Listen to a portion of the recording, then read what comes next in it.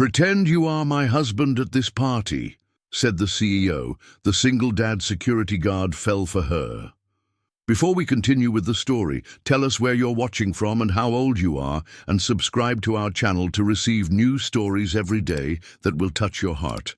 I hope you enjoy the story. The rain drummed against the floor-to-ceiling windows of Isabella Vargas's corner office on the 42nd floor, each drop echoing the anxiety that had been building in her chest for weeks. She stood motionless, her perfectly manicured fingers pressed against the cold glass, watching the city of San Francisco blur into watercolor streaks below. The Vargas Industries logo gleamed in gold letters behind her, a constant reminder of the legacy that both elevated and suffocated her. "Miss Vargas," her assistant's voice cut through the silence like a blade, "your mother called again. She wanted to remind you about tonight's dinner party and asked if you'll be bringing anyone." Isabella's reflection stared back at her, a woman of 29 with striking dark eyes that held too much responsibility for her age. Her raven black hair was pulled into a flawless chignon, and her burgundy power suit hugged her curves in all the right places, yet she felt more vulnerable than she ever had in her life. "Tell her I'll be there," Isabella replied, her voice steady despite the storm brewing inside her. "Alone, as usual." The assistant hesitated at the door. "She also mentioned that Mr. Richardson from Richardson Capital will be attending. She said it's important that you make a good impression." Isabella's stomach dropped. Marcus Richardson was the conservative investor whose backing could take her tech startup from promising to revolutionary. But Richardson was old school, believing that successful businesswomen should also be successful wives. The irony wasn't lost on her that in order to prove her company's worth, she needed to prove her worth as a traditional woman. After her assistant left, Isabella slumped into her leather chair, the weight of expectation pressing down on her shoulders. Her company, Vargas Innovations, had developed a groundbreaking AI system for sustainable energy management, but Richardson's $50 million investment was the key to taking it global. Without it, years of work would remain locked in potential. Her phone buzzed with a text from her mother. "Don't forget, Mija. Tonight is crucial for the family's future. Richardson is very traditional. He needs to see that you're settled, responsible. A woman with a family is a woman with priorities." Isabella threw her phone onto the desk with more force than necessary. She had built a company from the ground up, had graduated summa cum laude from Stanford, spoke 4 languages fluently, and yet her success meant nothing without a man by her side to validate it. The late afternoon sun broke through the clouds, casting long shadows across her office as she made her way to the window again. 42 floors below, she could see the security checkpoint where Mateo Sanchez would be ending his shift soon. She had noticed him over the past 6 months, not because she was looking, but because it was impossible not to notice someone who carried himself with such quiet dignity. Mateo was different from the men in her world. There was no pretense about him, no calculating glances or networking smiles. He simply did his job with professionalism and treated everyone, from the CEO to the janitor, with the same respectful courtesy. She had heard through office gossip that he was a single father, a former Marine who had lost his wife in a car accident 3 years ago. The knowledge had made her respect him even more. An idea began to form in her mind, desperate and ridiculous, but perhaps her only option. Her heart hammered against her ribs as she considered it. The thought of approaching Mateo Sanchez, a man she barely knew, beyond polite elevator conversations, and asking him to pretend to be her husband, was mortifying. But what choice did she have? Isabella checked her reflection in her phone's camera, touched up her lipstick, and made a decision that would change everything. The elevator descended slowly, each floor marking her descent into what felt like madness. When the doors opened on the ground floor, she spotted Mateo immediately. He was standing near the security desk, his uniform crisp despite the long day, dark hair slightly mussed, and those warm brown eyes that seemed to see everything but judge nothing. Matteo looked up as she approached, surprise flickering across his features. He had the kind of face that had been carved by experience, a strong jaw, laugh lines that spoke of better times, and a scar along his left temple that somehow made him more handsome rather than less. "Miss Vargas," he said, straightening automatically, "working late again?" "Actually, I was hoping to speak with you." Isabella's voice came out steadier than she felt. "Privately, if you have a moment." Matteo glanced around the lobby, then nodded toward a quiet alcove near the coffee shop. As they walked, Isabella found herself acutely aware of his presence beside her, the way he moved with purpose, the subtle scent of his cologne mixed with something inherently masculine. "Is there a problem with building security?" he asked once they were alone, his brow furrowed with concern. Isabella took a deep breath, her hands clasped so tightly in front of her that her knuckles were white. "No, nothing like that. This is personal. And I need to ask you something that's going to sound completely insane." Matteo's expression shifted, wariness replacing concern. He had learned to read people during his military service, and right now, every instinct was telling him that Isabella Vargas was about to complicate his carefully ordered life. "I'm listening," he said carefully. Isabella's words came out in a rush, as if saying them quickly would make them less ridiculous. "I need you to pretend to be my husband at a dinner party tonight. I know how it sounds, but I'm desperate, and I'll pay you $10,000 for one evening of your time." The silence stretched between them like a taut wire. Matteo's face went through a series of emotions, shock, confusion, and something that might have been amusement before settling into professional neutrality. "I'm sorry, Miss Vargas, but I think I misheard you." "You didn't mishear me." Isabella's cheeks burned with embarrassment, but she pressed on. "There's an investor attending my family's dinner party tonight. He's very traditional, very conservative, and he's made it clear that he prefers to do business with stable, married individuals. I need his investment to save my company, and I need a husband to get his investment." Matteo studied her face, searching for signs that this was some kind of elaborate joke. When he found none, he ran a hand through his hair and let out a slow breath. "Miss Vargas, with all due respect, what you're asking is crazy, desperate, completely inappropriate?" Isabella's voice rose slightly before she caught herself. "I know all of that, but I'm out of options, and you're the only person I trust to pull this off without making it a complete disaster." "You don't even know me," Matteo pointed out, his voice gentle but firm. "We've exchanged maybe a dozen words in 6 months. I know enough." Isabella's voice grew stronger, more confident. "I know you're honest, reliable and professional. I know you're good with people because I've watched you diffuse tense situations in the lobby with nothing but calm words and patience. And I know you're a good man because I've seen how you talk about your daughter when you're on the phone with her during breaks." Matteo felt something shift in his chest at the mention of Sophia. His 6-year-old daughter was the center of his universe, the reason he got up every morning and worked security at a tech company instead of re-enlisting. But she was also the reason he needed money, more money than his current salary provided. Sophia had been born with a heart condition that required regular monitoring and expensive medications. His insurance covered the basics, but the specialists she needed were out of network. He'd been putting aside every spare dollar, but it wasn't enough, and time was becoming a factor. $10,000, he asked quietly. "One evening, a few hours maximum. You'll be my husband at dinner, we'll make small talk, smile for photos, and then you'll go home $10,000 richer." Matteo was quiet for a long moment, his internal struggle visible on his face. Everything about this proposition went against his principles. He valued honesty above almost everything else, had built his life on truth and integrity since losing Maria.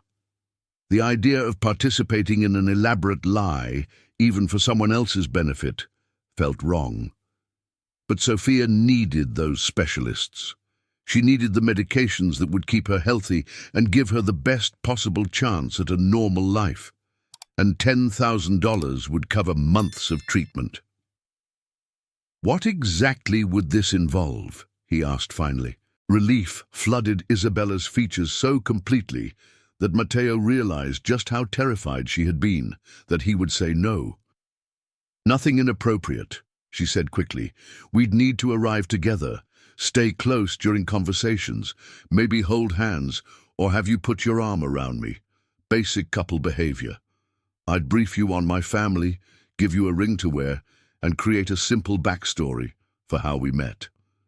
And after tonight we go back to our normal lives. You'll have your money, and hopefully I'll have my investment."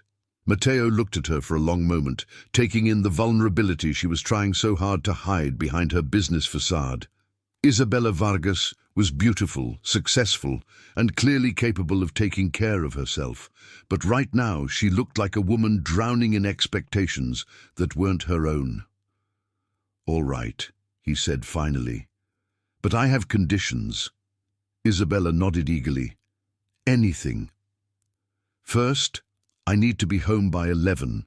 My daughter has school tomorrow, and I need to be there when she wakes up. Second, if anyone asks, we tell them as much truth as possible.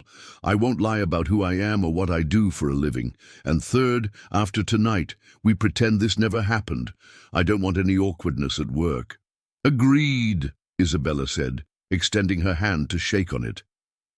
When Matteo took her hand, she was surprised by the calluses on his palms, evidence of a life lived through action rather than just words. His grip was firm, warm, and she found herself reluctant to let go. "I'll pick you up at 6:30, she said, finally releasing his hand. "Text me your address. And Matteo, thank you. You're saving my life."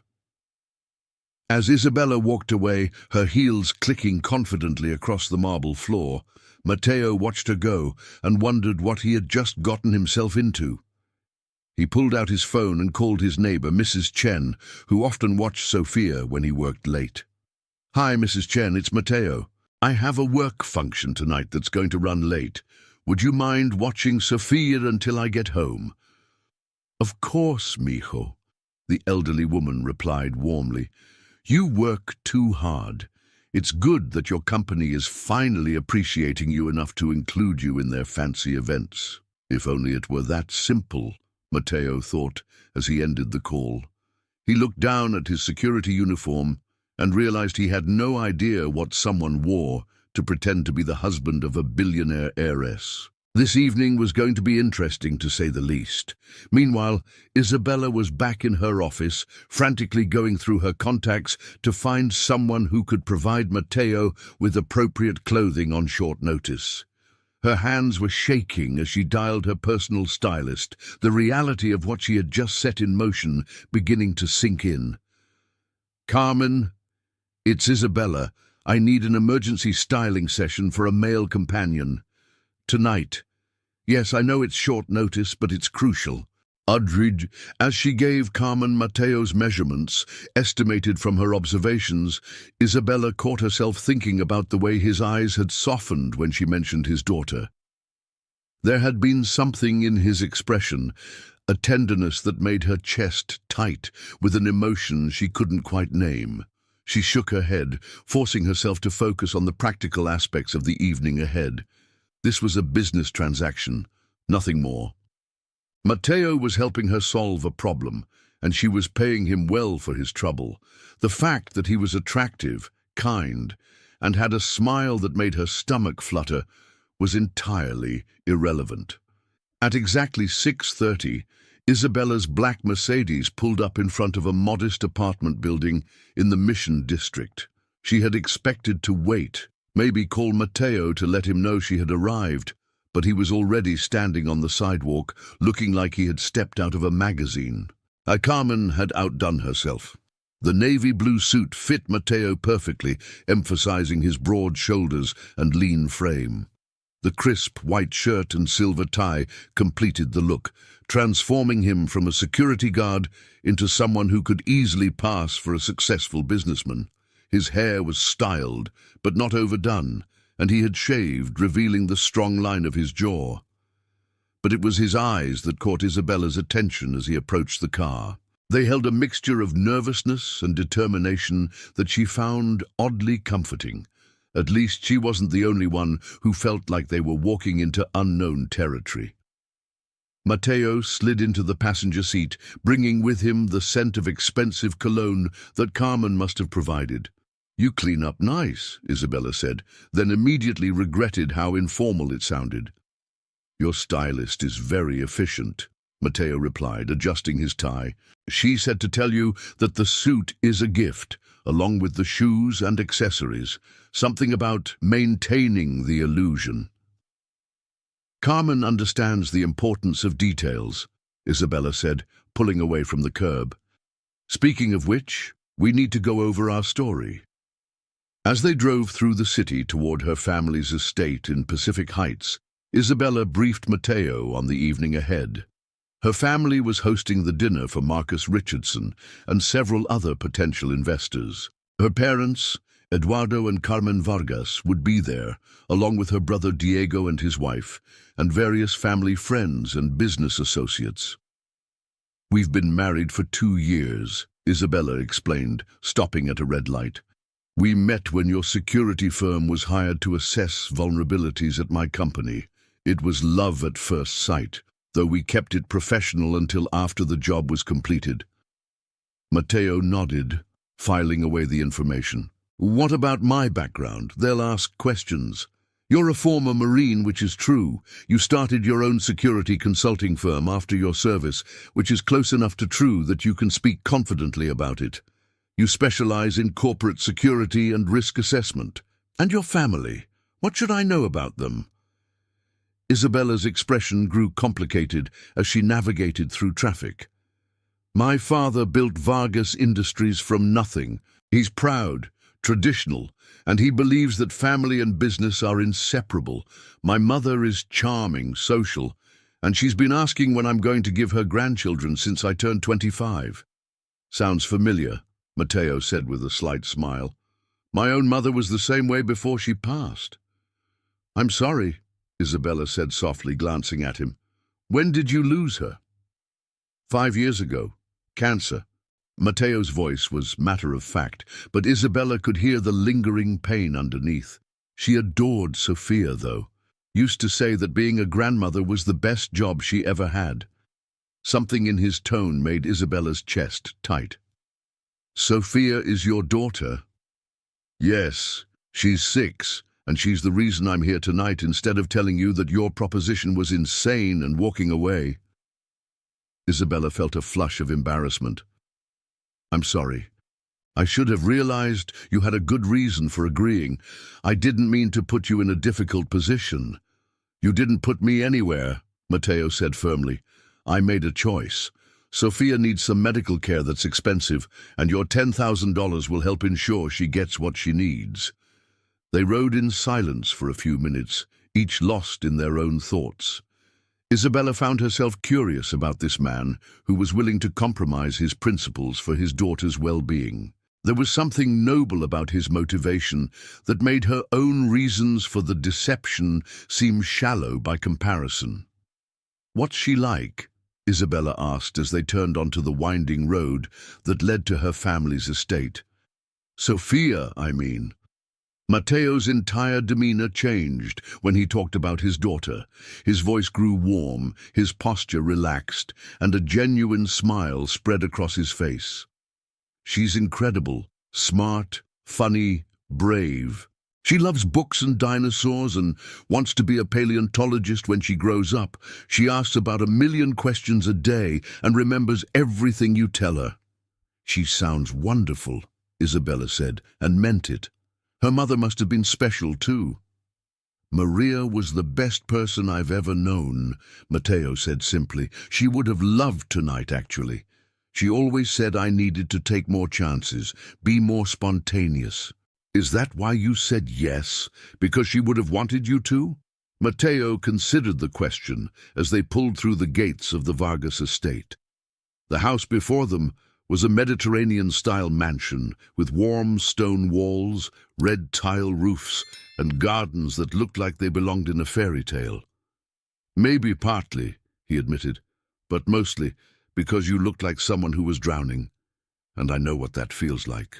Isabella parked near the front entrance, where several other luxury cars were already lined up.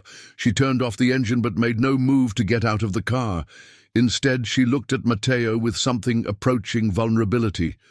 I know this is strange and complicated, but I want you to know that I appreciate what you're doing, more than you realize. Just remember that when I inevitably say something that gives us away, Matteo said, with a self-deprecating smile. You won't, Isabella said with more confidence than she felt. You're going to be perfect. As they walked toward the front door, Isabella slipped her hand into Matteo's, ostensibly to maintain their cover, but really because she needed the comfort of human contact. His hand was warm and steady, and when he squeezed her fingers gently, she felt some of her anxiety ease. "Ready?" she asked as they reached the front door. "Ready," Matteo confirmed, though his heart was pounding against his ribs. The front door opened before they could knock, revealing Isabella's mother, Carmen Vargas. She was an elegant woman in her 50s, with silver-streaked hair and kind eyes that missed nothing. When she saw Isabella and Matteo together, her face lit up with surprise and delight. "Mija," she exclaimed, embracing Isabella warmly before turning expectant eyes to Matteo. "And you must be the mysterious man we've been hearing so little about." "Mama, this is Matteo Sanchez," Isabella said, her voice only slightly strained. "Matteo, my mother, Carmen Vargas." Matteo extended his hand with a smile that was genuine despite the circumstances. "Mrs. Vargas, it's a pleasure to meet you. Isabella speaks of you often." "Please call me Carmen," she said, studying his face with the intensity of a mother assessing her daughter's boyfriend. "And it's about time we met you, considering you've been married to our Isabella for 2 years. Isabella felt Matteo's hand tighten almost imperceptibly around hers, the only sign that he was as surprised as she was by her mother's statement. "I'm sorry," Isabella managed to say. Carmen's smile was triumphant. "Did you think your father and I wouldn't find out? Eduardo had you investigated months ago when you started acting secretive. We know about the marriage certificate, the joint bank account, everything."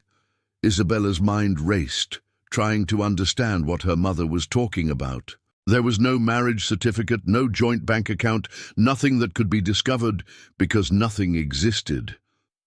"Mama, I think there's been some confusion."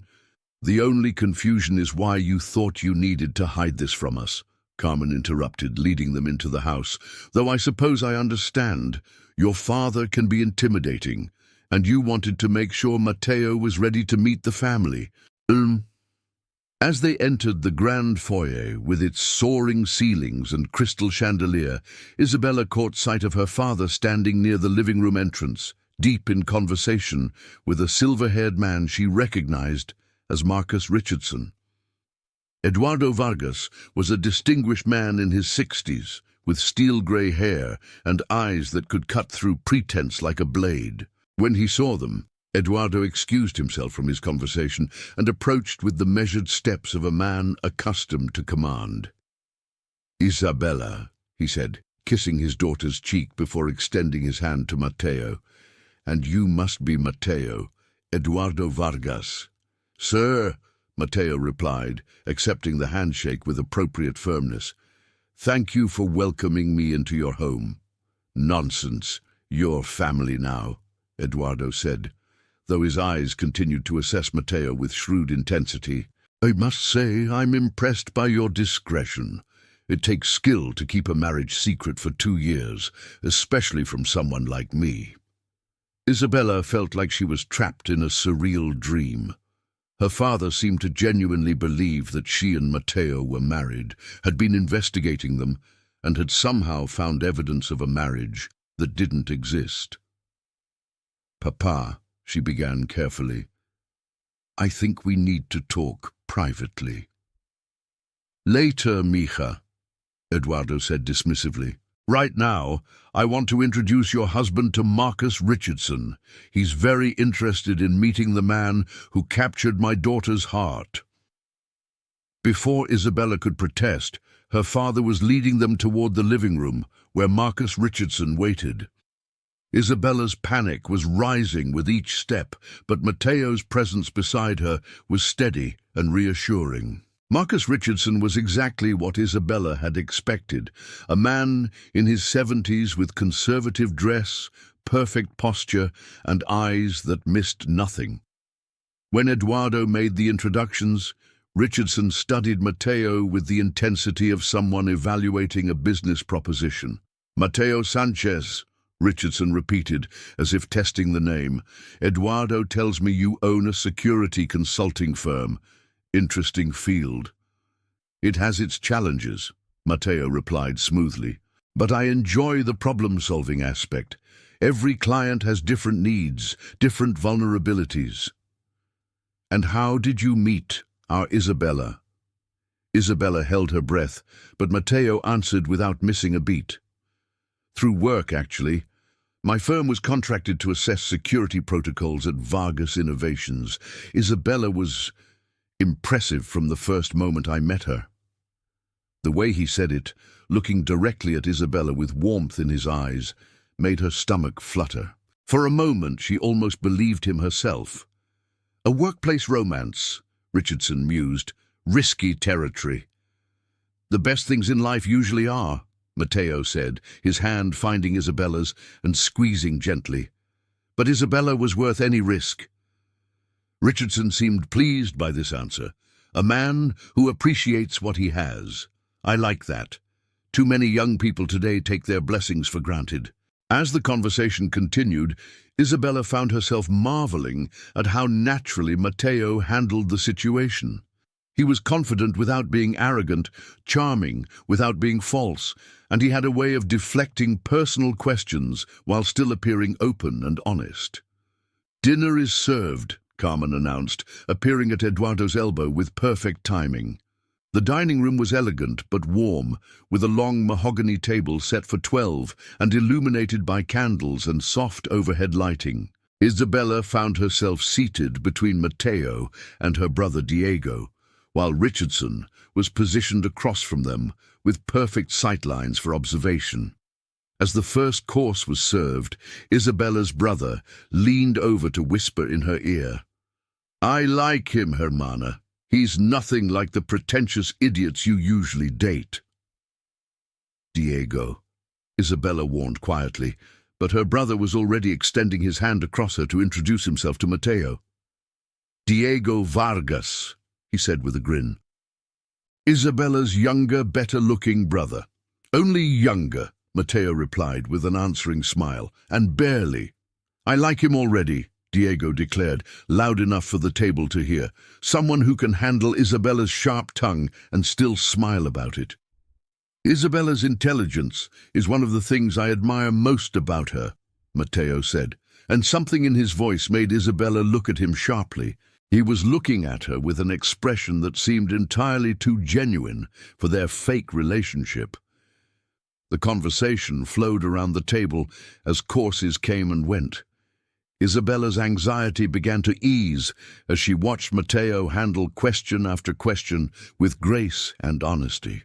When asked about his military service, he spoke with quiet pride about his time in the Marines. When the conversation turned to his business, he deflected with humor, while still providing enough detail to satisfy curiosity. "And children?" Richardson asked during the main course, his fork pausing halfway to his mouth. "Do you and Isabella plan to have children?" Isabella felt her breath catch, but Matteo answered without hesitation. "We'd love to have children someday. Isabella would make an incredible mother." "You sound very certain about that," Richardson observed. "I am," Matteo said simply. "I've seen how she interacts with my daughter from my first marriage. She has a natural warmth and patience that children respond to instinctively." Isabella stared at him in amazement. Not only had he smoothly introduced the existence of Sophia, but he had done so in a way that made Isabella sound like a saint.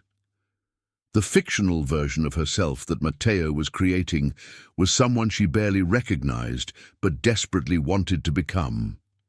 "Your daughter must be important to you," Richardson said. "She's everything to me," Matteo replied, and the raw honesty in his voice made everyone at the table fall silent for a moment. "Losing her mother was devastating, but Sophia gave me a reason to keep going, to build something better." Carmen dabbed at her eyes with her napkin. "That's beautiful, Matteo. Isabella, you never told us how wonderful he is with children." Isabella managed a smile, though her heart was hammering against her ribs. "He's full of surprises." After dinner, the group moved to the library for drinks and coffee. The room was lined with leather-bound books from floor to ceiling, with comfortable seating areas arranged around a massive fireplace. Richardson settled into a wing-back chair with his brandy, clearly preparing for more serious conversation. "Isabella," he said, gesturing for her to join him, "I'd like to discuss your proposal in more detail."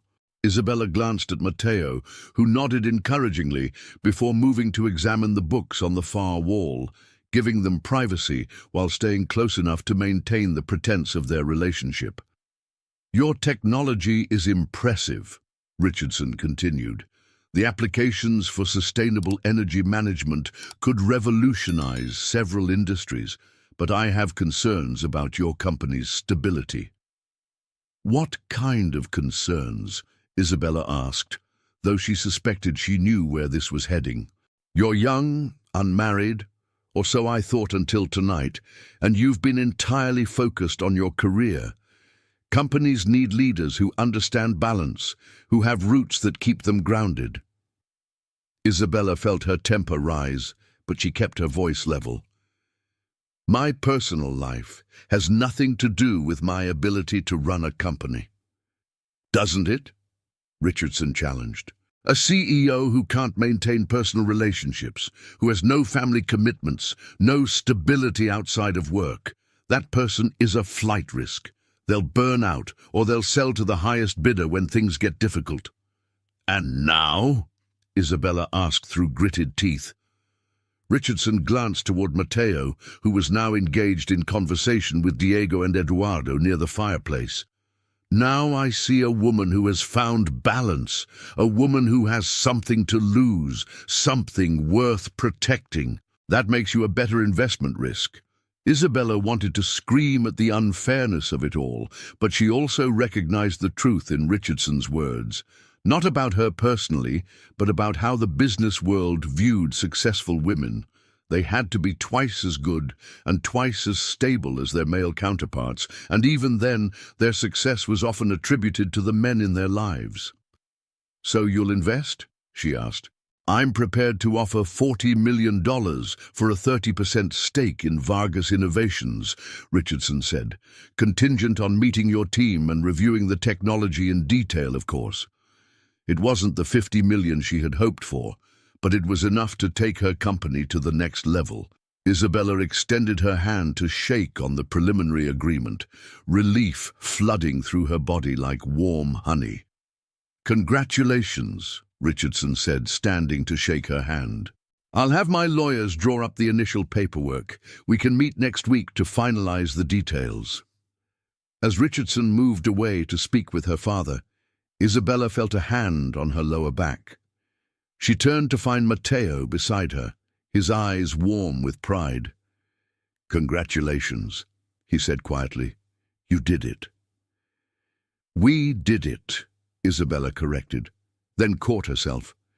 There was no "we" in this arrangement. After tonight, they would go back to being strangers who passed in the hallway at work. The thought made her unexpectedly sad. As the evening wound down, Isabella and Matteo said their goodbyes to the family and other guests. Carmen embraced them both warmly, whispering to Isabella, I'm so happy you found someone who makes you smile like this, mija. Eduardo shook Mateo's hand with genuine respect. Take care of her, he said simply. She's precious to us. I will, Mateo promised, and something in his voice made Isabella's chest tight. The drive back to Mateo's apartment was quiet, both of them lost in their own thoughts. The evening had been more successful than either had dared to hope, but it had also been more complicated than either had expected.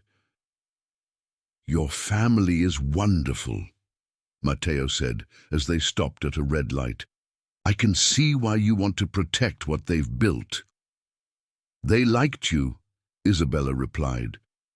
More than I expected them to, even though I'm not the kind of man they probably imagined for you. Isabella glanced at him, surprised by the question. What do you mean? I'm a security guard, Isabella. I live in a one-bedroom apartment in the Mission and drive a 10-year-old Honda. I'm not exactly billionaire heiress material. You're a good man, Isabella said firmly. You're honest, kind, intelligent, and you love your daughter more than anything in the world. That's worth more than all the money in my trust fund. Mateo looked at her for a long moment, something unreadable in his expression. You really believe that? I do, Isabella said, and realized she meant it completely. When they reached his apartment building, neither of them moved to get out of the car. The evening felt unfinished somehow, as if there were things that needed to be said but couldn't be. I should walk you to your door, Isabella said finally. That's not necessary, Mateo replied, but he made no move to leave. It's what a wife would do, Isabella said with a small smile. They walked slowly up the front steps, prolonging the inevitable end of their shared pretense. At his door, Mateo turned to face her, the porch light casting golden highlights in his dark hair. Thank you, Isabella said, for tonight, for saving my company, for being perfect when I needed you to be. Thank you for trusting me, Mateo replied, and for reminding me that sometimes taking a risk can lead to something beautiful. They stood there for a moment, close enough that Isabella could smell his cologne, could see the flecks of gold in his brown eyes. For a crazy moment, she thought he might kiss her, and crazier still, she wanted him to. Instead, Mateo stepped back and pulled a small jewelry box from his pocket. Your wedding ring, he said, offering it to her. I forgot to give it back. Isabella took the box, her fingers brushing his as she did. The simple gold band inside had felt surprisingly right on her finger during the evening, but now it seemed to mock the pretense they had just concluded. Keep it, she said impulsively. A reminder of tonight. Isabella, please. I have a dozen pieces of jewelry I never wear, but this ring meant something tonight. It represented something real, even if it was pretend. Mateo studied her face in the dim light, then nodded slowly. All right, but only if you promise me something. Oh, what? Promise me that you won't settle for someone like Richardson imagines you should have. You deserve someone who sees you for who you are, not what you can do for them. Isabella's throat felt tight. I promise. Good night, Isabella, Mateo said softly. Good night, Mateo. Isabella watched him disappear into the building before walking back to her car. As she drove home to her penthouse apartment, she found herself thinking not about the successful evening or Richardson's investment, but about the way Mateo had looked when he talked about his daughter, the way he had defended her to Richardson, the way he had made her feel like she was worth protecting. By the time she reached home, Isabella had convinced herself that what she was feeling was just gratitude mixed with the adrenaline of a successful deception. In a few days, the memory of Mateo's steady presence and warm smile would fade, and they would go back to being strangers. She was wrong on both counts. The next morning, Isabella arrived at work to find a small envelope on her desk with her name written in unfamiliar handwriting. Inside was a simple note: "Thank you for an unforgettable evening. I hope your dreams come true. M." The note was accompanied by a single white rose and a small photograph that made Isabella's breath catch. It was a candid shot someone had taken during dinner, showing her and Matteo in conversation. She was laughing at something he had said, and he was looking at her with an expression of such genuine affection that it took her breath away. For a moment, Isabella could almost believe that what the camera had captured was real. 3 days later, Isabella was in her office reviewing Richardson's investment contracts when her assistant knocked on the door. "Miss Vargas, there's a situation in the lobby that requires your attention." Isabella looked up from the papers, irritated by the interruption. "What kind of situation?" "It's regarding Mr. Sanchez. Apparently, there's been some kind of emergency." Isabella's blood ran cold. She was out of her chair and heading for the elevator before her assistant finished speaking, her heart pounding with a fear that surprised her with its intensity. In the lobby, she found Matteo pacing near the security desk, still in his uniform but clearly agitated. When he saw her approaching, relief flooded his features. "Isabella, thank God.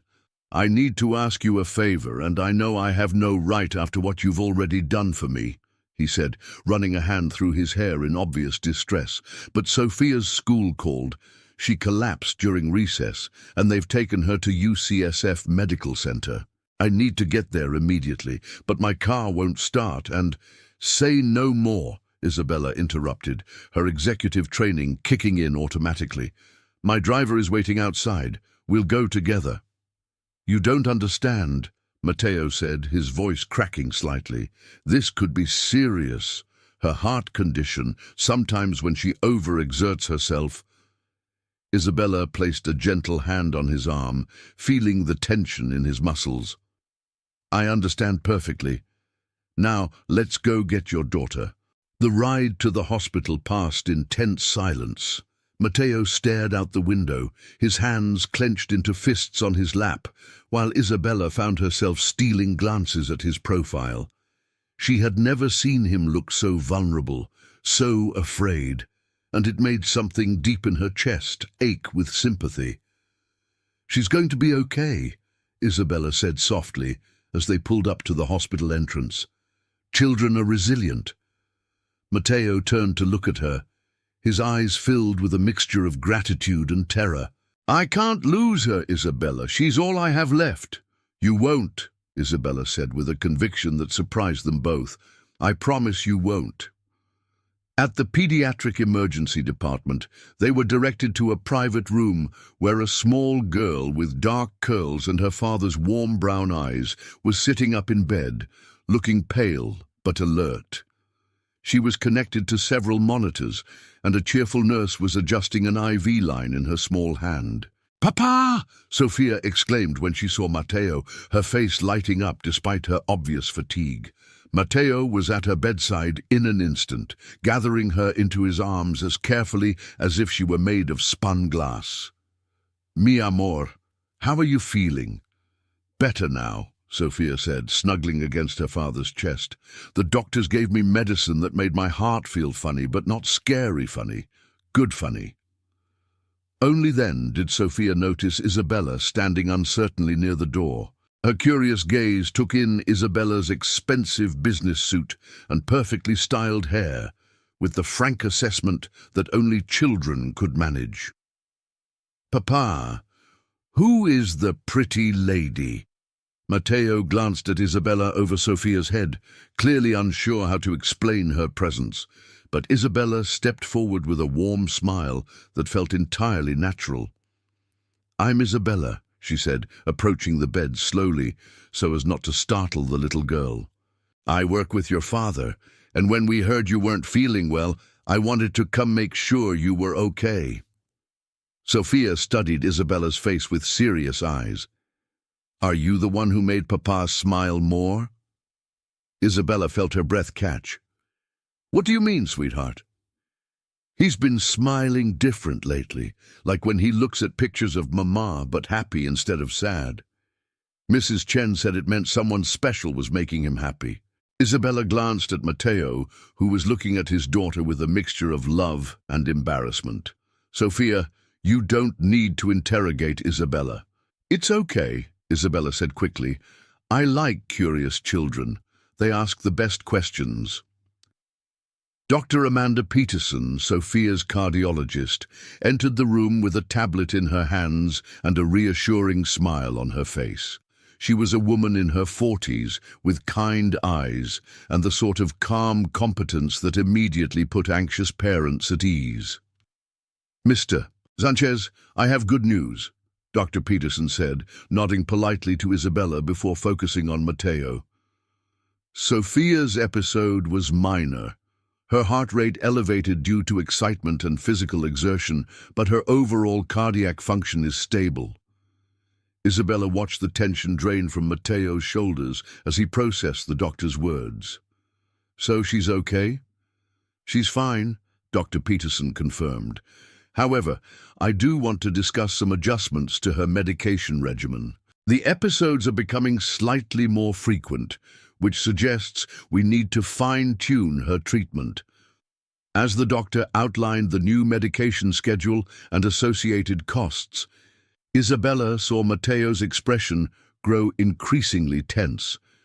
Even with the money from their arrangement, it was clear that Sophia's ongoing medical needs were a constant source of financial stress. Doctor, Isabella interjected, causing both Matteo and Dr. Peterson to look at her in surprise. Would it be possible to speak with you privately for a moment about insurance options and payment plans? Matteo started to protest, but Isabella gave him a look that brooked no argument.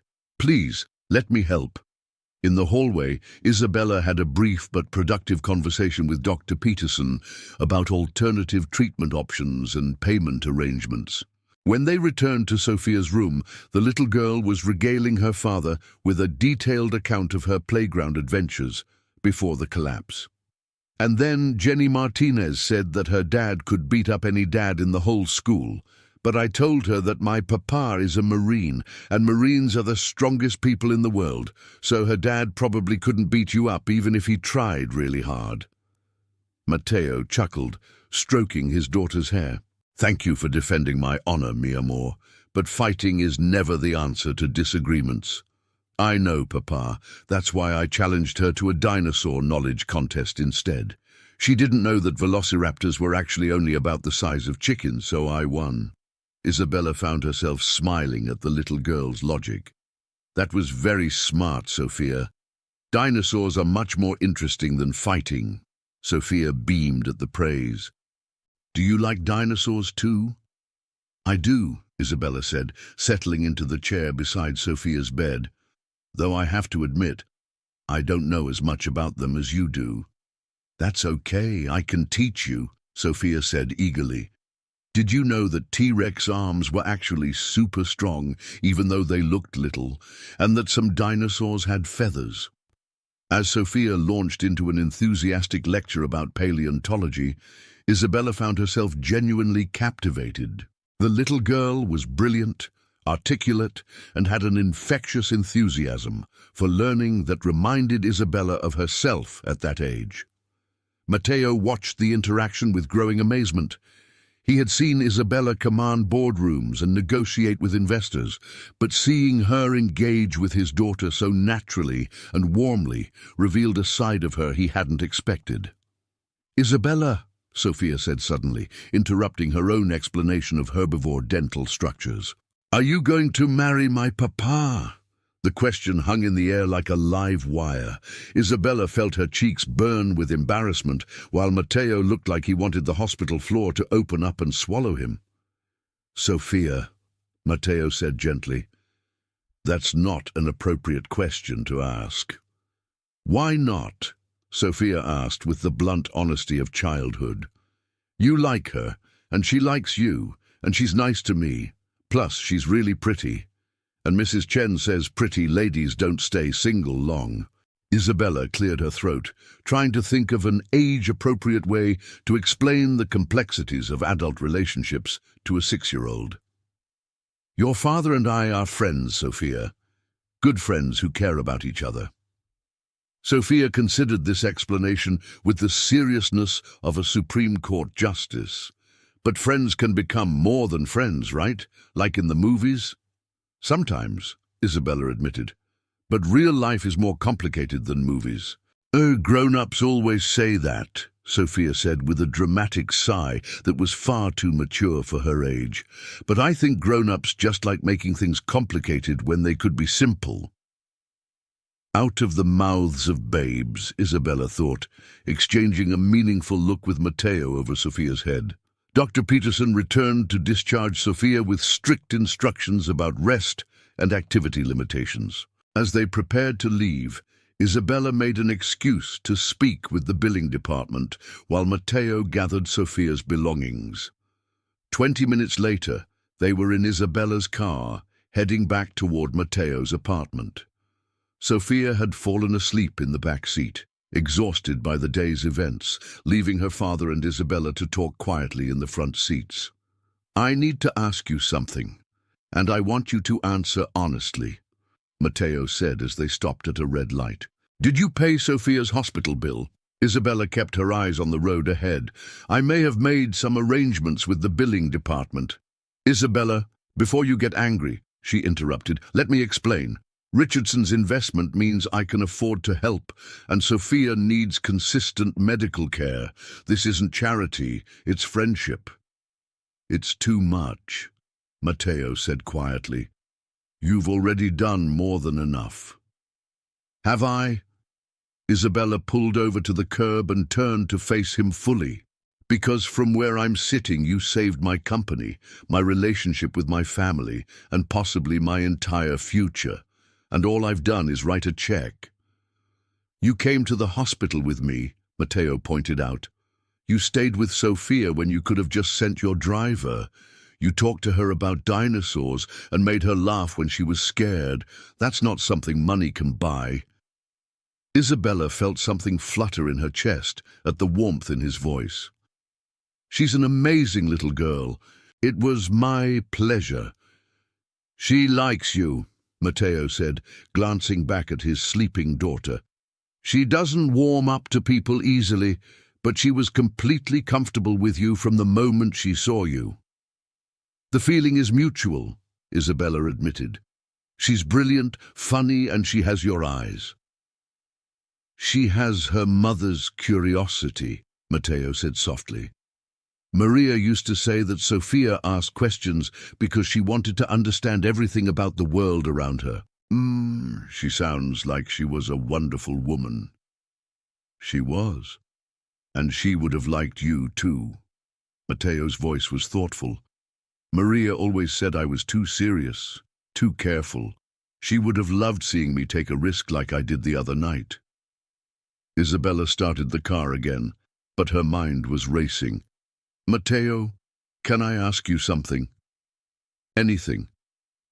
When we were at dinner, when you talked about me with Sophia, about how I would be as a mother, did you mean it, or were you just staying in character? Matteo was quiet for a long moment, choosing his words carefully. I meant it. Watching you with Sophia today, seeing how naturally you connected with her, how patient and kind you were. I wasn't acting when I said those things. Isabella's heart hammered against her ribs. Oh? She pulled into the parking space in front of his apartment building and turned off the engine, but neither of them moved to get out. Sophia was still sleeping peacefully in the back seat, and the intimacy of the enclosed space made everything feel more intense. I keep thinking about the other night, Isabella admitted quietly, about how natural it felt, being with you and your family, how right it seemed. It's dangerous territory, Matteo warned, though his voice was gentle. We're from different worlds, Isabella. What happens when the novelty wears off? When you remember that I am a security guard who lives in a one-bedroom apartment? Isabella turned in her seat to face him fully. What happens when you remember that I'm a workaholic who doesn't know the first thing about being part of a real family, that I've never had a relationship last longer than 6 months because I'm married to my job. Maybe we're both selling ourselves short, Matteo said, reaching over to tuck a strand of hair behind her ear. The gesture was gentle, intimate, and it made Isabella's breath catch. "Maybe we are," she whispered. They were interrupted by Sophia stirring in the back seat. "Papa? Are we home?" The spell broken, Matteo turned to his daughter with a smile. "Yes, mi amor. We're home." As Matteo carried a sleepy Sophia up to their apartment, Isabella remained in the car, her mind reeling from the implications of their conversation. She had built her entire adult life around the principle of control, controlling her emotions, her relationships, her future. But something about Matteo Sanchez made her want to throw caution to the wind and see what happened. Her phone buzzed with a text message, pulling her back to reality. It was from Richardson's office, confirming their meeting for the following week to finalize the investment details. The reminder of her professional obligations should have grounded her, should have reminded her of what was truly important. Instead, it made her realize that for the first time in her life, her career wasn't the only thing that mattered to her. The next few days passed in a blur of meetings, contract negotiations, and the usual chaos of running a tech startup. Isabella threw herself into work with her characteristic intensity, but she found her concentration drifting at odd moments. She would catch herself thinking about the way Matteo had looked when he held his daughter, or the way he had defended her to Richardson, or the way his eyes had softened when he told her she would make a good mother. On Friday afternoon, her assistant knocked on her office door with an unusual expression on her face. "Miss Vargas, there's someone here to see you, a little girl. She says she's Sophia Sanchez and that she needs to talk to you about something very important."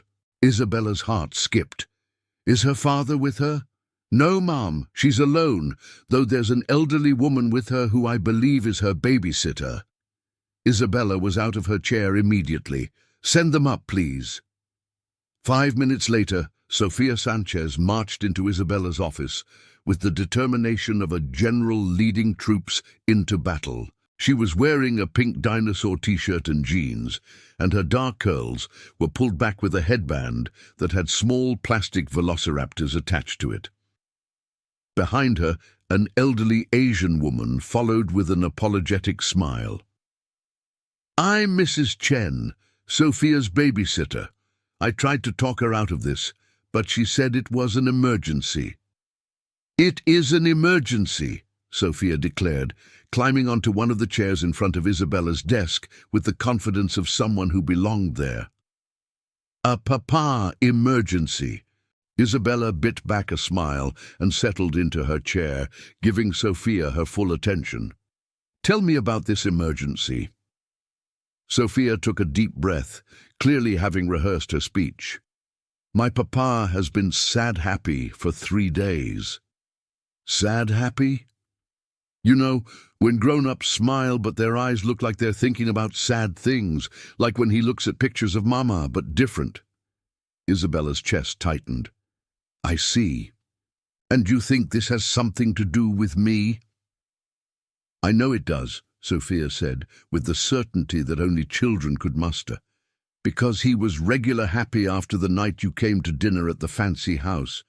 But then he got sad happy after you brought us to the hospital." Isabella glanced at Mrs. Chen, who was trying very hard to look like she wasn't listening to every word of the conversation. "Sophia, what exactly do you want me to do about this?" Sophia leaned forward in her chair, her expression deadly serious. "I want you to marry my papa so he can be regular happy again." The blunt proposal hung in the air between them. Isabella felt her cheeks burn, but Sophia wasn't finished. "I know you like him," the little girl continued, "and I know he likes you because he gets the same look in his eyes that he used to get when he looked at Mama. Plus, you're nice to me and you know about dinosaurs and you smell like flowers." "Those are all very good reasons," Isabella said carefully. "But marriage is complicated, sweetheart. It's not just about liking someone. Why not? Sophia asked, tilting her head. If you like someone, and they like you, and you make each other happy, then why can't you just decide to be together forever? Isabella found herself without an answer. When Sophia put it like that, it did seem unnecessarily complicated. Besides, Sophia added, playing her trump card, Mrs. Chen says you're perfect for Papa because you're smart and pretty and successful, and you don't treat him like he's less important just because he doesn't wear fancy suits to work. Mrs. Chen's face went bright red. Sophia, I didn't say... You did too, Sophia said matter-of-factly. Last night when you were talking to Mr. Rodriguez from downstairs, you said Isabella was the first woman Papa had brought around who seemed to see him as more than just a pretty face. Isabella couldn't help but laugh at that. Your father is definitely more than just a pretty face. Exactly, Sophia said triumphantly. So will you marry him? Sophia, Isabella said gently, it's not that simple. Your father and I have only known each other for a short time. We need to get to know each other better before we can think about marriage. Sophia considered this with the seriousness of a philosopher. Okay, that makes sense, but can you start getting to know each other better soon? Because I really want you to be my new mama, and I'm very impatient. Isabella's throat felt tight with unexpected emotion. Sophia, that's one of the nicest things anyone has ever said to me. Really? Really? But I think this is something your father and I need to figure out together without any help from very smart little girls. Sophia sighed dramatically. Grown-ups always want to figure things out instead of just doing them. But okay, I'll try to be patient. She hopped down from the chair and walked around Isabella's desk to give her an unexpected hug. But don't take too long, okay? Papa has been lonely since Mama went to heaven, and I think you could make him not lonely anymore. Isabella hugged the little girl back, breathing in the scent of strawberry shampoo and childhood innocence. I'll keep that in mind.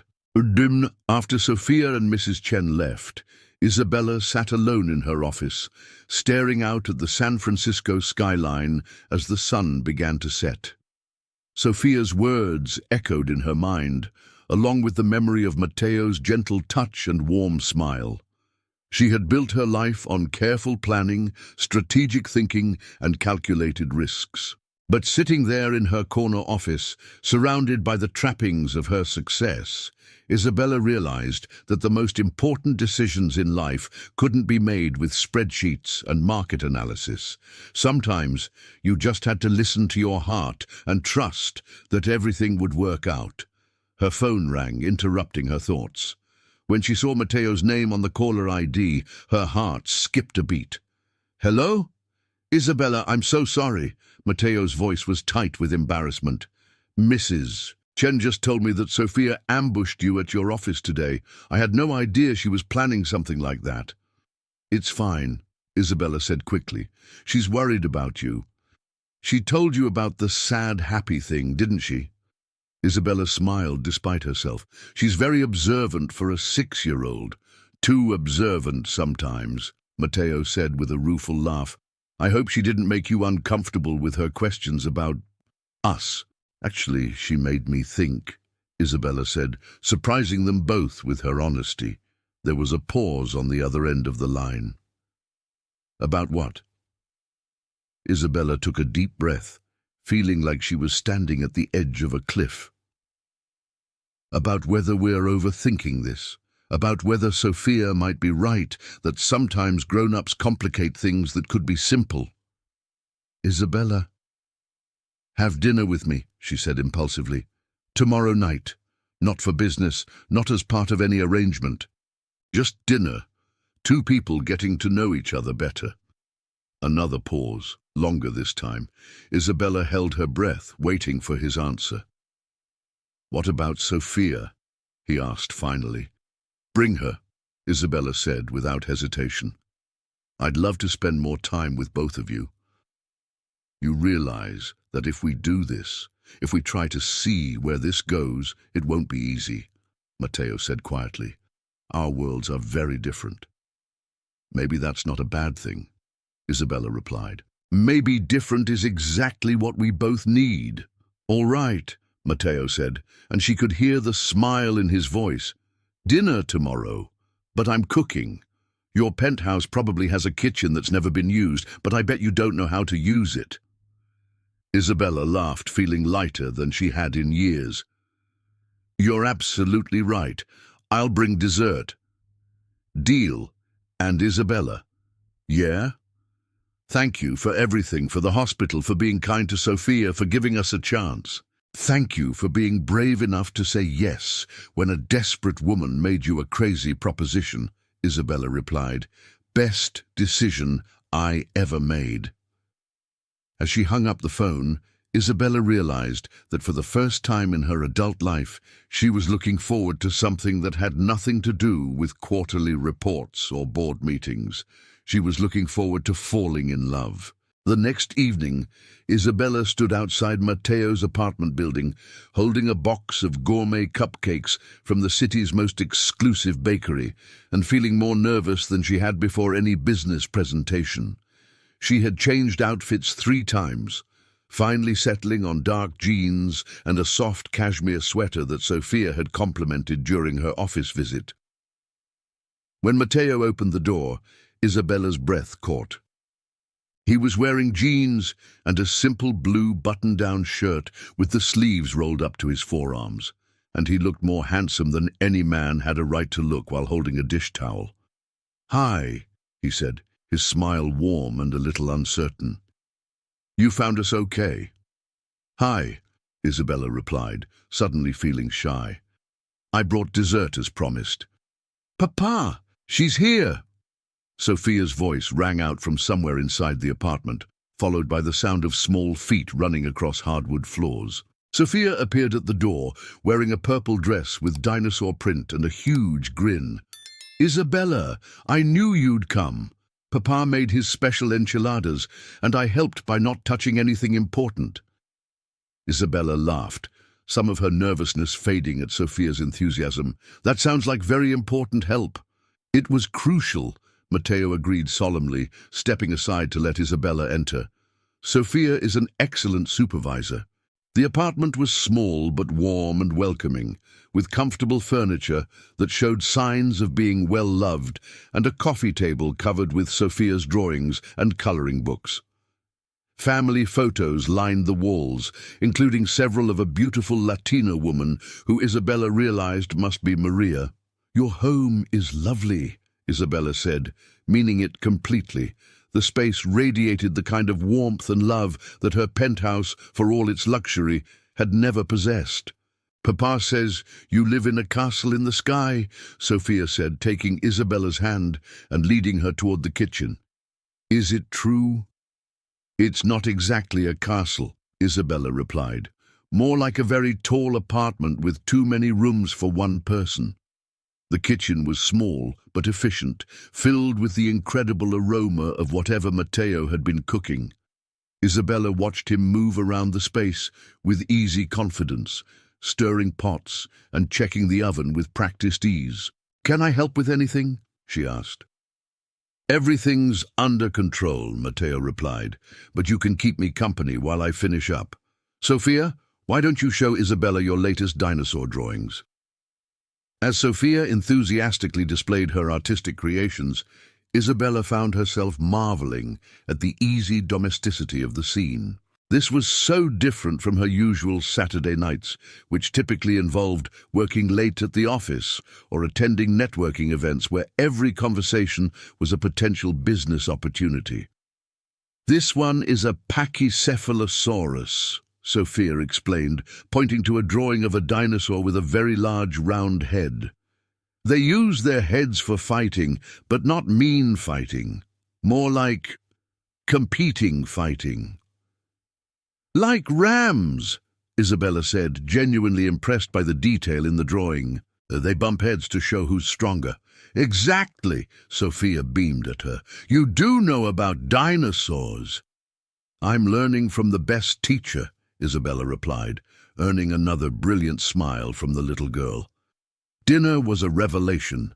Mateo's enchiladas were perfection, tender chicken in a rich, complex sauce that made Isabella close her eyes in pleasure at the first bite. But even more wonderful was the easy conversation that flowed around the small dining table. Sophia regaled them with stories from school, including a detailed account of a playground disagreement that she had resolved through diplomatic negotiations. "Mrs. Martinez says I should consider a career in politics, but I told her that paleontologists are more important because we help people understand the past so they can make better decisions about the future." "That's very wise," Isabella said, catching Mateo's amused expression across the table, "though politicians could probably learn a lot from paleontologists." "Everything can teach you something," Sophia said sagely, then turned to Isabella with sudden curiosity. "What did you want to be when you were little?" Isabella considered the question, trying to remember herself at Sophia's age. "I think I wanted to be an inventor. I liked figuring out how things worked and imagining ways to make them better." "And now you do invent things," Sophia said excitedly. "Papa told me your company makes smart computers that help save energy." Isabella glanced at Mateo in surprise. "You told her about my work." "She asked what you did for a living," Mateo said with a slight flush. "I gave her the simplified version." "It's not simplified," Sophia protested. "I understand about saving energy. It's like how dinosaurs had to adapt to changing climates, except now we're the ones who have to adapt, and Isabella's computers are helping us do it." Isabella stared at the 6-year-old in amazement. "That's actually a perfect analogy." "I told you she was smart," Mateo said proudly. After dinner, they moved to the living room where Sophia curled up between Isabella and Mateo on the couch to watch a nature documentary about prehistoric marine reptiles. Isabella found herself completely absorbed, not just in the fascinating footage of ancient creatures, but in the warmth of Sophia's small body against her side and the sound of Mateo's quiet laughter at his daughter's running commentary. "That's not actually a dinosaur," Sophia informed the television screen. "Plesiosaurs were marine reptiles, which is completely different. People always get that wrong." "How do you know so much about this stuff?" Isabella asked, genuinely curious. "Books," Sophia said simply, "and documentaries. And Papa takes me to the Natural History Museum every month. We have a membership." Isabella looked at Mateo with new respect. Even on a security guard's salary, he made sure his daughter had access to educational opportunities that would nurture her obvious intelligence. As the documentary continued, Isabella became aware of Mateo watching her more than the screen. When she met his eyes, she saw something in them that made her heart skip a beat, warmth, affection, and something deeper that she was almost afraid to acknowledge. "What?" she asked softly. "Just watching you with Sophia," he replied, his voice pitched low enough that his daughter couldn't hear. "You're a natural with her." "She makes it easy," Isabella said, glancing down at Sophia, who was now leaning heavily against her side, fighting sleep. "She's incredible, Mateo. You've done an amazing job raising her. I can't take all the credit. She came into this world with her mother's heart and her own brilliant mind. I just try not to mess it up too much." As if sensing that she was being discussed, Sophia stirred and blinked up at them sleepily. "Is the movie over?" "Just about," Mateo said gently. "Why don't you go get ready for bed? You can say goodnight to Isabella before she leaves." Sophia nodded and trudged toward her bedroom, but not before giving Isabella an unexpected hug. "Thank you for coming to dinner. Papa smiled more tonight than he has all week." After Sophia disappeared into her room, Isabella and Mateo were left alone for the first time all evening. The sudden quiet felt intimate and charged with possibility. "She's right, you know," Mateo said, moving closer to Isabella on the couch. "I have been smiling more tonight."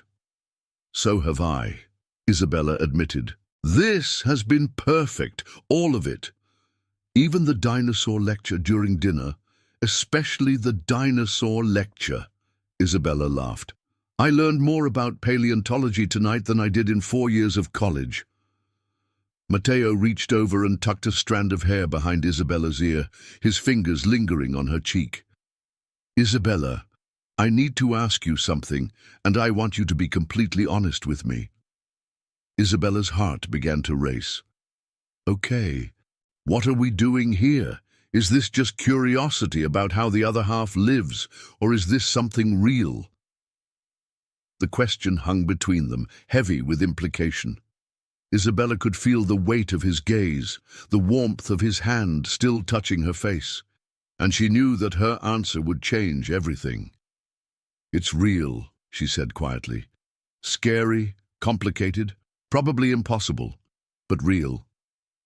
Good, Matteo said, leaning closer. Because I'm falling in love with you and it's terrifying. Isabella's breath caught. Matteo, I know all the reasons why this is crazy, he continued. I know we come from different worlds, that you could have anyone you wanted, that I have nothing to offer someone like you except a 6-year-old with a heart condition and a 1-bedroom apartment in the Mission. Stop, Isabella said firmly, placing her hand over his. Don't you dare minimize what you have to offer. You're kind, intelligent, brave, and you're the best father I've ever seen. You make me laugh, you make me feel safe, and you see me as more than just a CEO or a trust fund. That's worth more than all the money in the world. Before Matteo could respond, they heard Sophia's voice from the hallway. Papa, I'm ready for bed. Duty calls, Matteo said with a rueful smile, but not before leaning over to press a soft kiss to Isabella's forehead. Don't go anywhere. I'll be right back. Isabella sat alone in the living room, her mind reeling from Matteo's confession and her own honest response. She was falling in love with him too, had been since the moment she watched him interact with his daughter in the hospital. But love wasn't always enough, was it? Her phone buzzed with a text message from her mother. Mija, your father and I would love to have you and Matteo over for Sunday dinner tomorrow. It's time we got to know our son-in-law properly. Isabella stared at the message, her stomach dropping. In all the excitement of exploring her feelings for Matteo, she had forgotten about the elaborate deception they had constructed. Her parents still believed they were married, and she had no idea how to untangle the web of lies without destroying everything. Everything okay? Matteo asked, returning from Sophia's room. You look like you've seen a ghost. Isabella showed him the text message, watching his expression grow concerned as he read it. We need to tell them the truth, he said immediately. This has gone too far. I know, Isabella agreed. But what if they withdraw their support? What if they decide I'm not trustworthy enough to run the family business? What if Richardson finds out and pulls his investment? Matteo sat down beside her, taking her hands in his. Isabella, look at me. Do you trust me? Yes, she said without hesitation. Then trust me when I say that the truth is always better than a lie, even when it's harder. Your family loves you. They'll understand that you were trying to protect something important to you. And Richardson?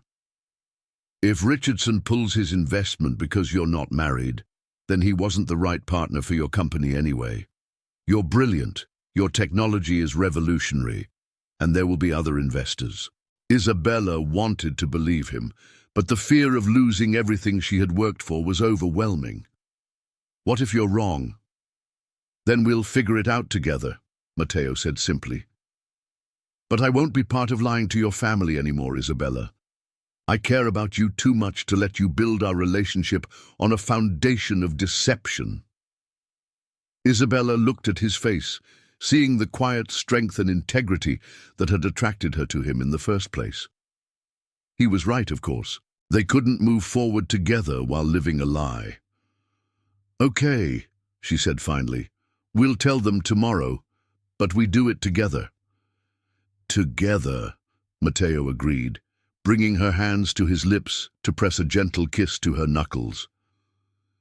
As they sat together on the couch, holding hands in the soft lamplight, Isabella felt a sense of peace settle over her despite the challenges ahead. Whatever happened tomorrow, whatever the consequences of their confession, she wasn't facing it alone anymore. For the first time in her life, Isabella Vargas had a true partner. The next morning brought rain, and Isabella's worst fears made manifest. She arrived at Mateo's apartment to find him pacing in the kitchen, his phone pressed to his ear, and his expression grim. "Yes, sir, I understand," Mateo was saying into the phone. "I'll be there in an hour." He hung up and turned to Isabella with a troubled expression. "That was building security. There's been an incident at Vargas Industries. Someone broke into your office last night." Isabella's blood ran cold. "Was anything taken?" "They don't know yet. The police want to speak with both of us." At the office, they discovered that someone had accessed Isabella's computer and attempted to download confidential files about her AI technology. Worse, there were signs that someone had been investigating the fake marriage, with printed emails and documents scattered across her desk. Detective Maria Santos, a sharp-eyed woman in her 40s, studied the evidence with professional interest. "It looks like corporate espionage, but with a personal angle. Someone was digging into your marriage certificate, Miss Vargas. Or should I say, the lack thereof." Isabella and Mateo exchanged glances. Their secret was out. "We need to tell you something," Isabella began, but Detective Santos held up a hand.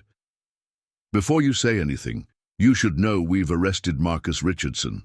It turns out he's been systematically targeting female entrepreneurs, demanding proof of their stability before investing, then using private investigators to dig up compromising information for blackmail." Isabella felt the world tilt. "Richardson did this? His PI found inconsistencies in your marriage records and was preparing a report to use against you. Richardson's pattern was to invest in companies, then force out the female founders using manufactured scandals." The irony wasn't lost on Isabella. The very deception they'd created to secure Richardson's investment had actually protected her from his true intentions. 3 hours later, after giving their statements and watching Richardson be led away in handcuffs, Isabella and Mateo sat in her office, emotionally drained but oddly relieved. "So what now?" Mateo asked. Isabella looked at him. This man who had stood by her through everything, who had been willing to face the consequences of their deception together. "Now we tell my family the truth.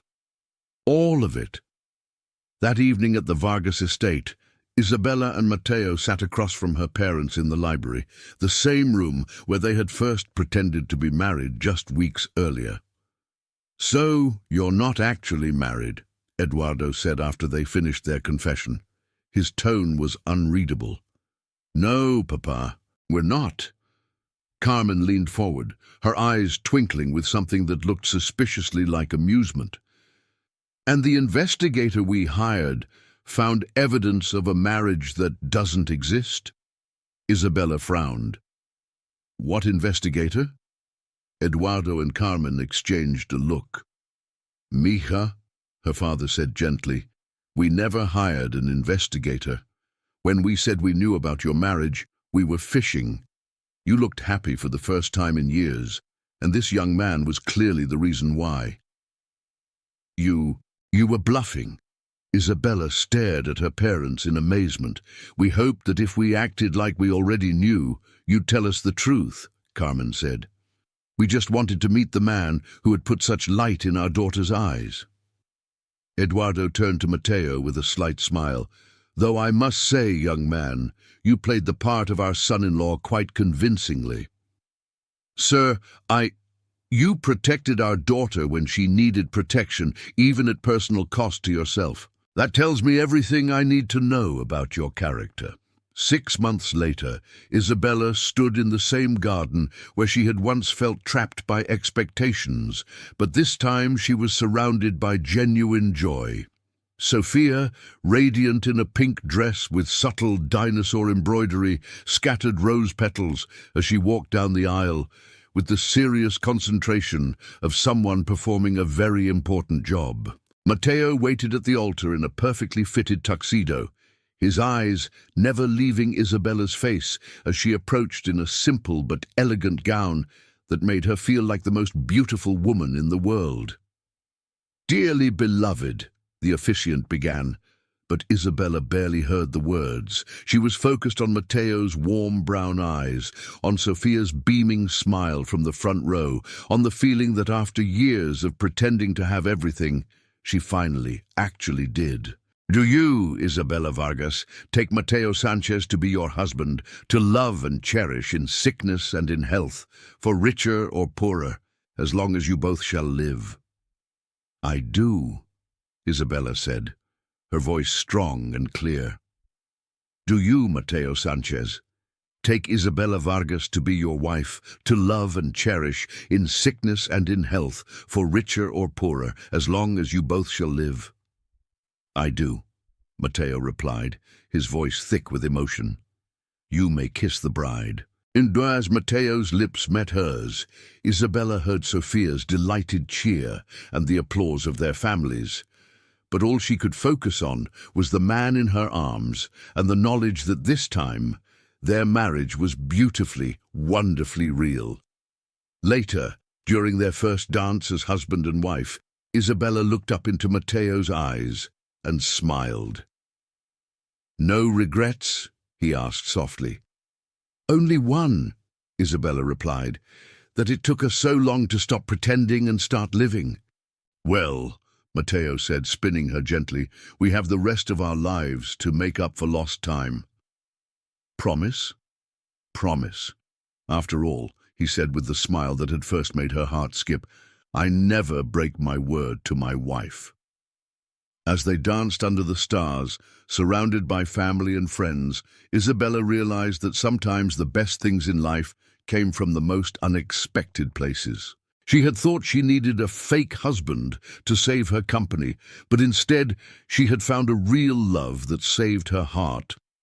And somewhere in the crowd, a 6-year-old girl with dinosaur barrettes in her hair watched her father dance with her new mother and decided that grown-ups weren't so bad at figuring things out after all. We want to hear your opinion about this beautiful love story. Let us know what you thought of this plot full of emotions and surprises. Tell us your name, where you are watching from, and what score you would give this story from 0 to 10, a story that touched hearts. And if you enjoyed the storyline, don't forget to like and subscribe to the channel so you don't miss the amazing new stories coming up. See you next time.